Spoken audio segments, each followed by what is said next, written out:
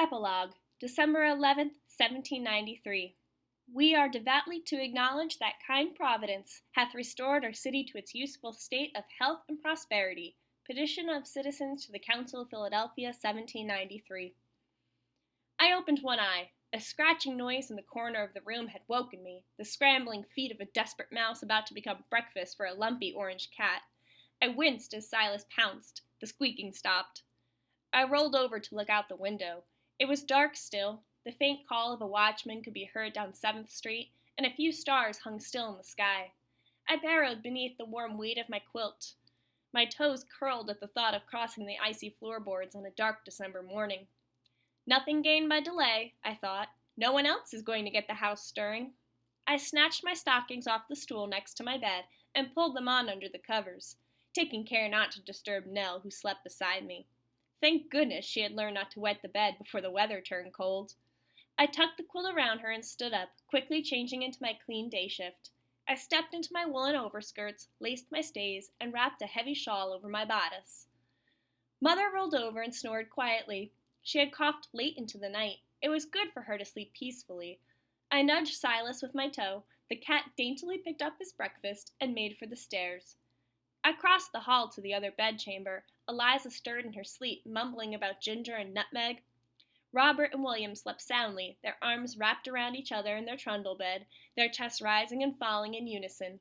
I crept down the stairs, careful to skip the squeaky ones.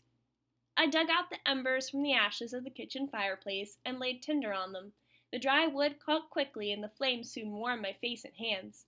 I swung the kettle over the flames and looked into the fire while the water heated. Eliza would want to send the twins to fetch the day's newspapers.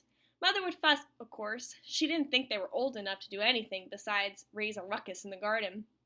The sooner we could afford a pony and cart, the better. That way Mother could run errands together with the boys, and Eliza and I could get some work done in peace. It would be nice to finish putting by the mincemeat before the snow came for good. Nell still refused to leave my side, but I didn't mind. The water finally boiled. I made a coffee for myself, a mug for Eliza, and one for Mother. I cut a lump of sugar off the loaf and added it, along with a healthy dollop of milk, to my mug. Being the first one awake did bring some privileges, I thought with a smile. Overhead, footsteps crossed the room. I hurried to set out the breakfast dishes before Eliza came downstairs. She didn't begrudge me a few minutes of quiet, but the table setting came first. When the crockery was laid out, I carried my mug through the front room, past the polished tables and backgammon boards, past the beautiful new painting of a meadow full of flowers. I backed up to adjust the painting so it hung nice and straight. Nathaniel was coming along quite nicely, Mr. Peel said. 3 years, maybe 4, and he would be able to support himself. That wasn't long to wait. I opened the front door and sat on the step facing High Street. A lamplighter some blocks down reached up with his long pole to extinguish the street lamp. To the east, beyond the river, the stars faded before the promise of a new day. These solitary minutes each morning were fast becoming a habit. A good habit, but one I would soon need a woolen cloak to enjoy. The sky brightened to a dull bronze glow as the last of the season's geese rushed southward, flying so low I could hear the beat of their wings against the morning air. I drained the mug reluctantly and scraped my finger along the bottom to get the last of the undissolved sugar. Looking down the peaceful street, it seemed no one could imagine the terror we had all endured. There were many tables with empty places, or invalids who had once been as strong as horses, but the sun continued to rise. People filled the street each day. On Sunday, the church bells rang. Philadelphia had moved on. Early morning was the only time I felt as if there were ghosts nearby, memories of the weeks of fear.